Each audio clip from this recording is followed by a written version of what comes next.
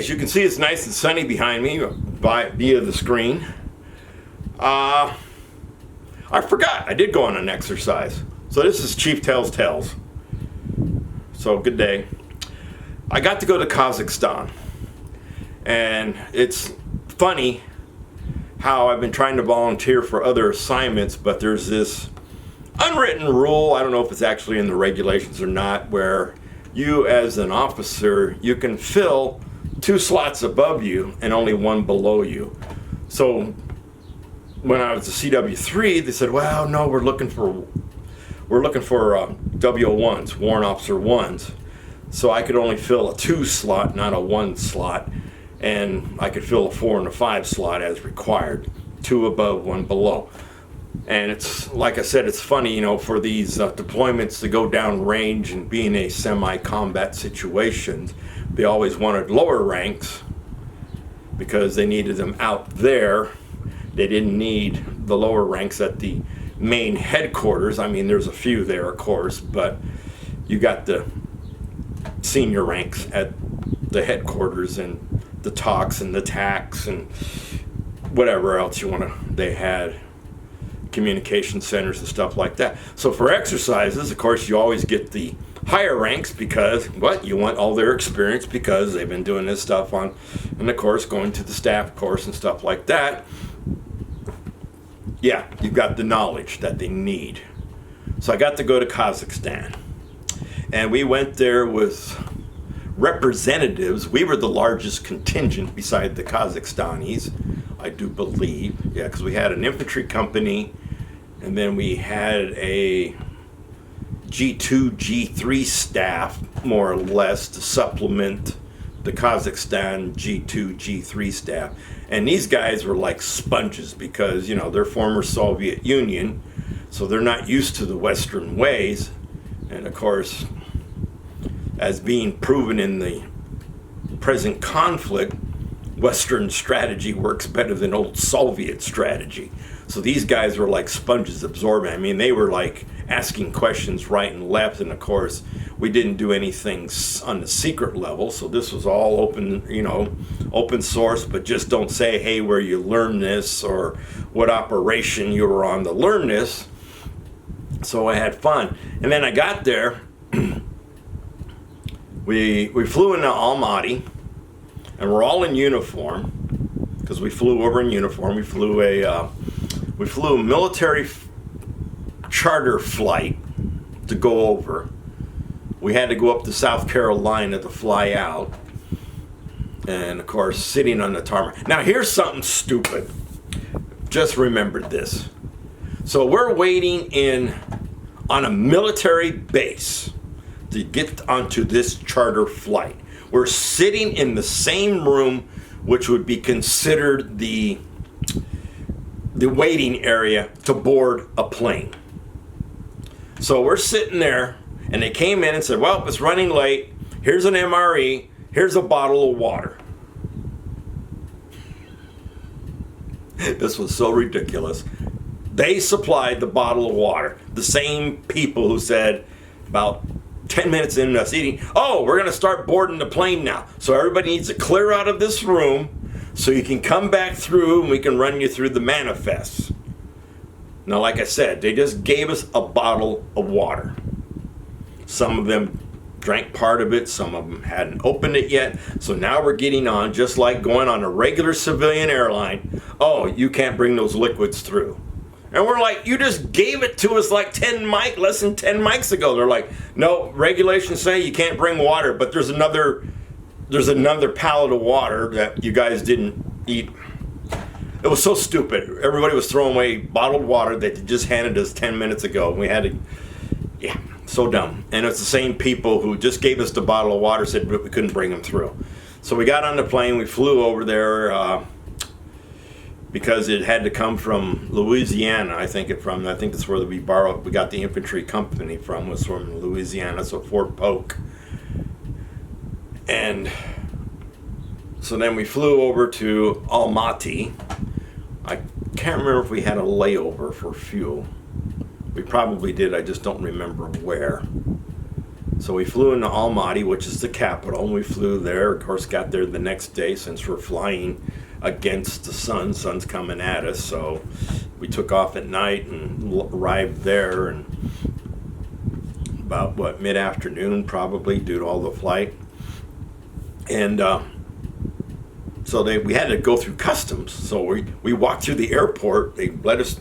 We got off the plane on the tarmac. Then they got us on buses, drove us to one of the service doors so we could get up, go through customs, go right back down, and get back on the bus so we could go back to where the plane was so we could start unloading the plane because we had all our equipment on the plane. And of course we had to leave guards there, even though they said, oh, no, everybody's got to come, and U.S. property. We got to guard our U.S. property. So all these people are like, what are all these United States soldiers doing in the Almaty airport? Because, I mean, we caused a stir. So we get done with that. And then we start unloading the plane because we had all our equipment to include weapons and what else we brought to come along for the exercise. And we also brought ammunition, which I'm like, oh, really? We're going to have a lot of live fire or something? And they're like, yeah, we're going to train these guys how to shoot our weapons. I'm like, this is awesome. And so then we get on the old 2-lane blacktop to leave Almaty. Of course, after getting out of Almaty. So, Soviets didn't build very good roads. And of course, all the former Soviet republics have not replaced all those 2-lane blacktops. Trust me, I've been on quite a few roads outside the cities in Ukraine, and I'm like, my gosh. Reminds me of me driving through Arkansas back in the late 80s. Arkansas had some of the lousiest roads for the highways back then. Trust me, I know. I drove across them. So we get out west. Can't remember the name of the camp. And that's where we're going to stay. Now, it's out in the middle of nowhere, like a good Army base should be. I mean, seriously, there wasn't even a town outside this base. It was just the base.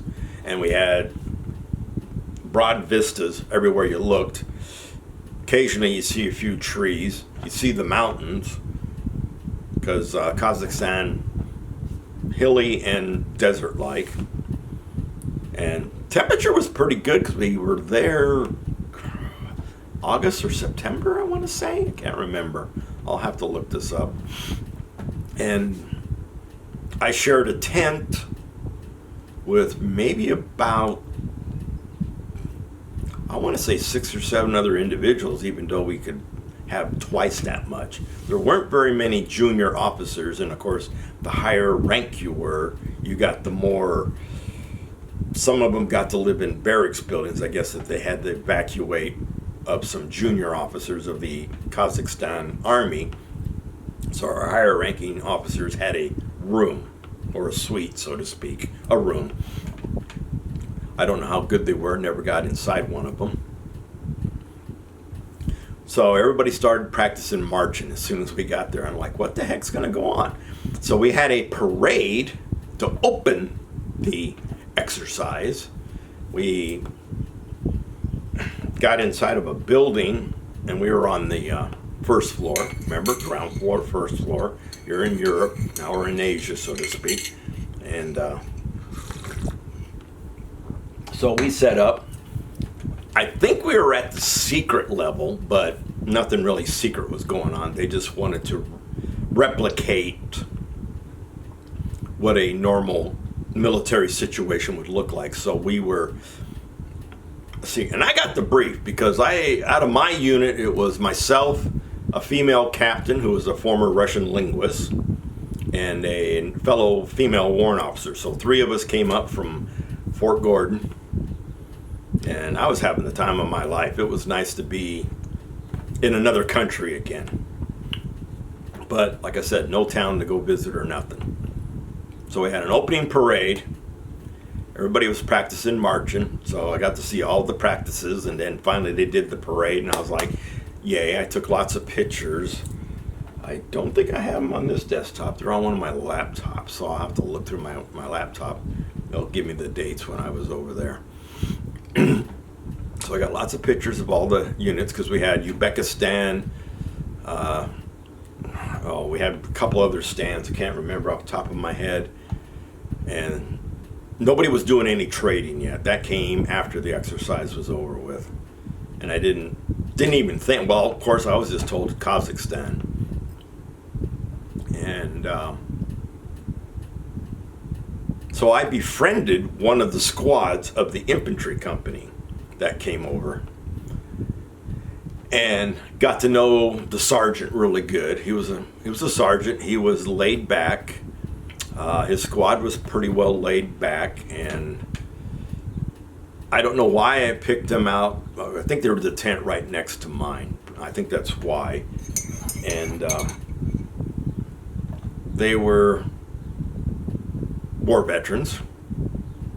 I talked to the sergeant. He says, yes. He says, Chief, yeah, this is the squad I took to Afghan. I said, did you bring them all home? He goes, yes, Chief. I said, did you bring them all home alive? He goes, yes, Chief. A couple of them got banged up. And he says, as a matter of fact, this guy over here has got some shrapnel still in him or something like that. I think one of the guys had shrapnel from a grenade or something still inside of him. He said a couple others got banged up, and they're all like, yeah, Chief, I got hit here and all that. And I'm like, well, I'm glad you survived and all that. So I already got to know. And then one of his squad members, I can't remember his name. I'm looking at my time. This is going to be like a 2 or 3 parter. Kazakhstan's going to be a long. I'm having fun. I'm excited. Ooh, yeah. Chief, you're rambling again. But one of his squad members, can't remember his name, Baker. We'll call him Baker.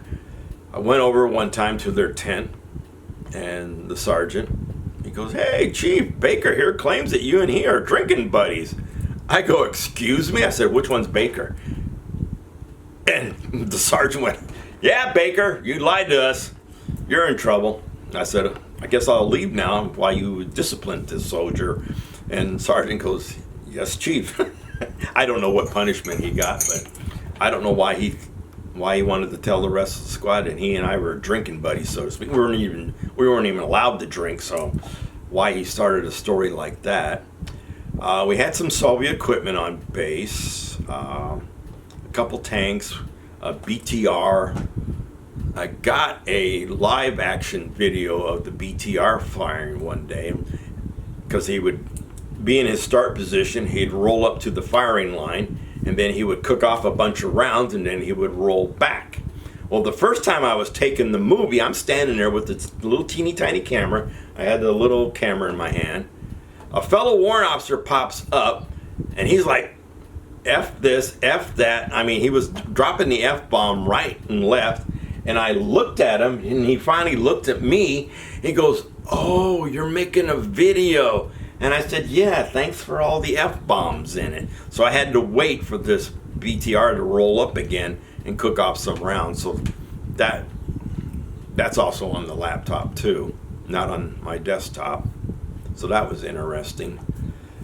So like I said, there was live fire, and the infantry company that came along with us, the U.S. infantry company, they were teaching the Kazakhstans how they did squad maneuvers and supported one another, because we had M16 range. We had, I think, they brought their 249s, and they brought I can't think of the weapon, the grenade launcher that replaced the 203.